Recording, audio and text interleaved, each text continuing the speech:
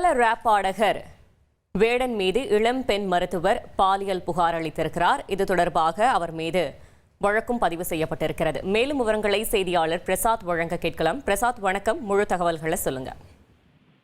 கேரள மாநிலம் திருச்சூரை சேர்ந்தவர் ஹரிதாஸ் முரளி என்கின்ற வேடன். இவர் ரேப் பாடல் மூலமாக ஒரு பிரபலமாக தென்னிந்தியா முழுவதும் ரசிகர்களால் ஈர்க்கப்பட்டு வருகிறார். இவர் மீது ஏற்கனவே சில புகார்கள் உள்ளன. இந்த அடிப்படையில் இன்று அதிகாலை எர்ணாகுளம் அருகே இருக்கின்ற திருக்காக்கரை காவல் நிலையத்தில் ஒரு வழக்கு பதிவு செய்யப்பட்டிருக்கின்றது.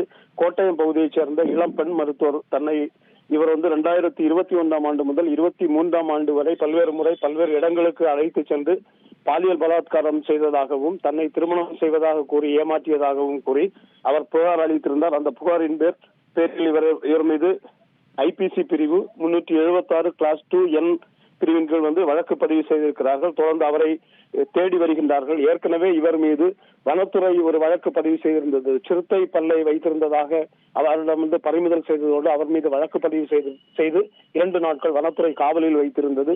அதே போன்று அவர் மீது இன்னொரு வழக்கும் போலீசார் 6 கிராம் உயர் ரக கஞ்சா வைத்திருந்ததாகவும் ஒரு வழக்கு பதிவு செய்திருந்தார்கள்.